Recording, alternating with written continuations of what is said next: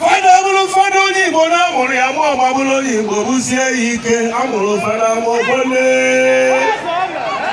omenala Igbo ya die kwelu n'ise. Igbo ndị ọma na-ege ntị, ekene m unu. Anyị sịrị nke echi ya zelo aka mbụ onye nke gị Maazị Oyekachukwu. Ọ bụ na unu lụta ewe mgbe m si na ụka abụghị awa problem, kama na awa problem bụ anyị waba ndị na-ekpe ya bụ ụka na ndị na-eme omenala. Ewe ndị na-efolo peji anyị wee sị na ha ga-akwụsị ịdị na-efolo anyị maka na ya chere na na-akụzi maka omenala ka esi ka m sizi wee bịazukwuozie na ụka abụghị problem. Nke ọ bụla m chọrọ ime na mmewe ya ka a mara ebe nkwụ akwụ nsị a na ana m agakwa ụka mana m na-akwanyere omenala Igbo ugwu. Ị netụpụzi anya kịta ka ị gwa m ihe ị na-afụ ebe a, ihe na-afụ na vidiyo a, den ị kọmentị ya ihe ọ dị gị ka ọ bụ na kọment sekshọn. Esi ekwe nne na ụda na amụrụ ma mụ ụnana n'olu mmanwụ.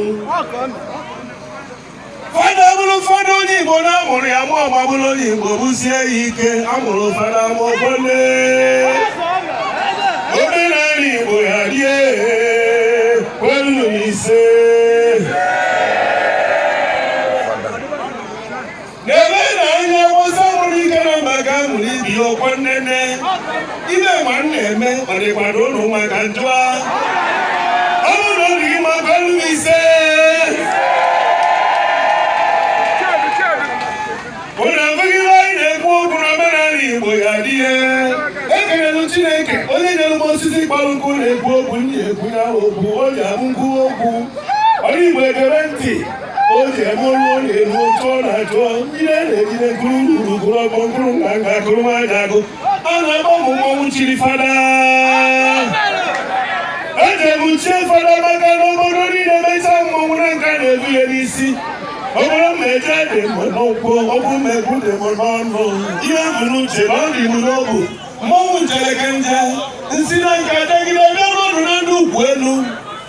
E nwere ofu enyi m nwoke fada apọstụl ọ bụ onye ndị ukwu elu. Ọ na-akụ oge na-akụsi ya ike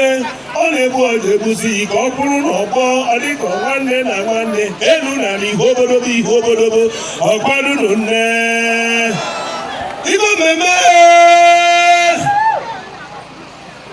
o nwere ihe nji ekwuru ewe okwu e nwere ndị ya ha gbaba nkwụ nwaanyị ọchọ mọt ọchọ fanta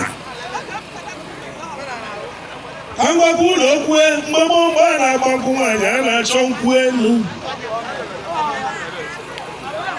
eweta nkwụ elu ọhụ elu ala nwata nwaanyị ṅụbiri ihe ọchọba dị ọkwọ nne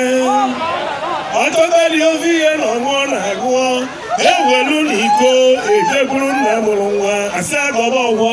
ọsọ ọmụmụ nwoke ọmụmụ nwaanyị ọkwọ nne tata na ndị ụka nchegharị emego anyị ihe onye debe nkwụ nwaanyị ovuru waịn onye debe nkwụ nwaanyị ovuru mọt ovuru mineral ovuru mtada nke iwe nye ike bọtụlụ expiry date ọkwọ dị n'ike bọtụlụ dị n'ọbịa ka njụọ ọ bụrụ na bọtụlụ na expire nwaanyị ọka ya na ụgbabe dị ihe